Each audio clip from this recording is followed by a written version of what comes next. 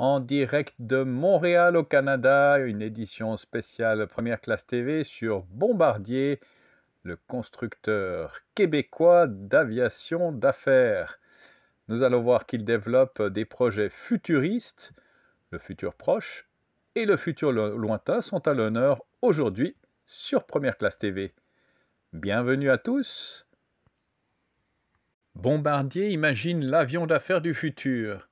À l'occasion du salon IBES en mai passé à Genève, dédié à l'aviation d'affaires, le constructeur canadien a révélé un nouvel appareil développé en secret depuis plusieurs années, l'EcoJet. Il devrait émettre 2 fois moins de CO2 qu'un jet traditionnel. Attention cependant de ne pas s'emballer trop vite, cet avion n'en est qu'au stade de la recherche. Un modèle réduit sous forme de drone a cependant déjà vu le jour et fait l'objet de plusieurs tests en vol. Embarquant une multitude de capteurs, il doit fournir de précieuses données en conditions réelles. L'entreprise n'a pas communiqué de date de production théorique d'un tel appareil. Pour atteindre une cible de réduction de 50% des émissions de CO2, l'EcoJet doit ressembler les 3 pistes technologiques de l'aviation durable.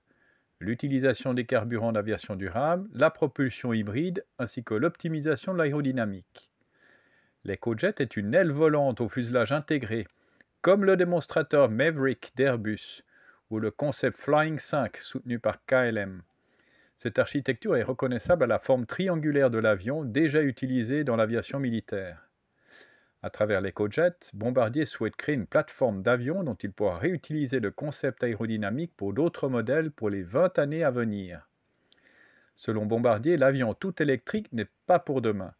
Principal obstacle, les batteries qui aujourd'hui sont encore trop lourdes par rapport à l'énergie nécessaire pour faire voler un avion.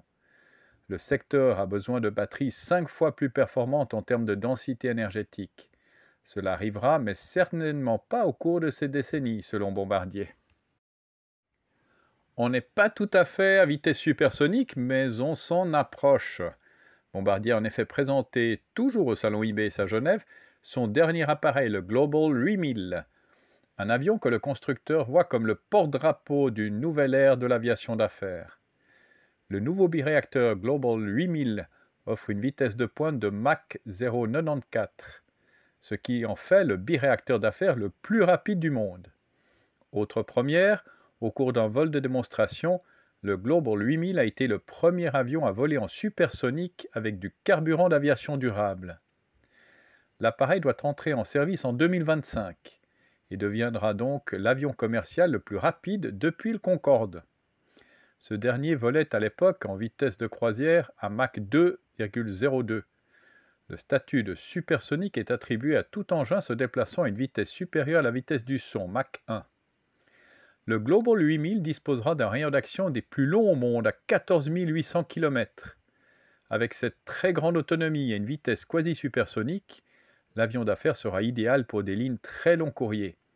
Bombardier cite notamment des lignes sans escale telles que Dubaï-Houston, Singapour-Los Angeles, Londres-Perth, entre autres. À bord, l'appareil proposera un très grand confort. Avec ses 4 suites personnalisées conçues de manière ergonomique pour maximiser l'espace et la liberté de mouvement, le Global 8000 intègre également des caractéristiques technologiques dédiées au confort des passagers. Cela comprend une pressurisation basse altitude, le système d'éclairage circadien soleil qui aide à lutter contre le décalage horaire, ainsi que le siège nuage, un siège à gravité zéro qui permettra aux passagers d'arriver à leur destination en pleine forme. Il sera possible aussi d'aménager une suite principale privée avec lit et salle de bain intégrant une douche. L'entrée en service du Global 8000 est donc prévue pour 2025. C'est ainsi que se termine cette édition de Première Classe TV. N'oubliez pas de cliquer sur j'aime, de vous abonner, de partager ces vidéos. Nous nous retrouvons la semaine prochaine avec une surprise du côté des avions électriques. D'ici là, bon vol à tous!